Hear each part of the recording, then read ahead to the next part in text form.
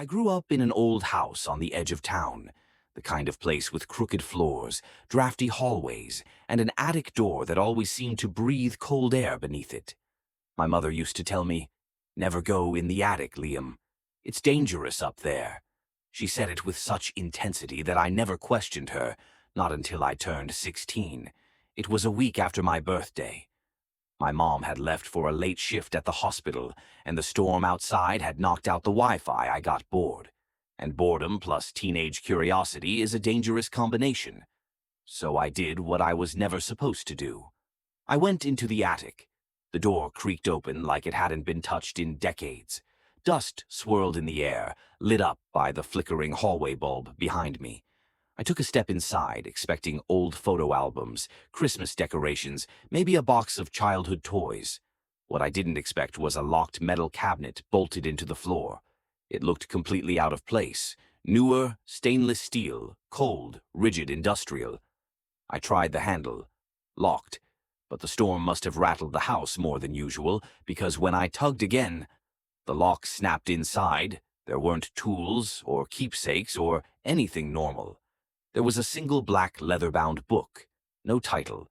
Just a strange symbol burned into the cover, a warped circle with jagged lines crossing through it, like veins or claws. I should have stopped. I should have closed the cabinet, walked downstairs, and pretended I never saw it. But I opened the book. And that's when everything changed. The book. The pages were old, yellowed, fragile, handwritten in dark ink. The first page wasn't a diary entry or a dedication or anything you'd expect. It was a warning. Observations, subjects no longer. Stable in final stages, shape loss inevitable. My stomach twisted. I turned the page. Everyone after that was filled with documented experiments, cold, clinical descriptions of things no human should ever see. Test subjects labeled by number, detailed notes on morphology disruption. Sketches of human figures with twisted limbs, spines bending, faces melting, bodies tearing themselves into new shapes. Some grew extra joints, some dissolved, some didn't stay human at all. And then I found a section labeled Phase 4, Shape Transference. The handwriting changed here, shakier, frantic, but more detailed. It wasn't just experiments anymore. It was obsession. Drawings showed bodies splitting like shadows, reforming as animals, people, unrecognizable forms. At the bottom of one entry, something was scrawled over and over. Identity is fluid, form is a lie. My skin crawled. What the hell was this? Who wrote it? And why was it hidden in our attic? The truth begins to slip through. I turned to the last third of the book. This section was different. No more sketches, no more theories. These pages held photographs, and that's when a chill ran through me so violently I almost dropped the book. Because in one of the photos, the lab equipment looked familiar. I squinted. No, not familiar. Recognizable. The counters, the tiled floor, the tall glass cabinets. It was our basement. A basement I had never been allowed in, because Mom always said the door was jammed from the inside. My heart hammered. I flipped through the remaining photos, each one more disturbing. Test subjects strapped down, their bodies warping, stretching, pulling apart like putty under a heat lamp. Some had faces frozen in half-shifted forms, one eye human, one eye something else. And in one final photo, a figure stood observing the experiment. A woman, back turned, hair tied in the same loose bun my mom always wore.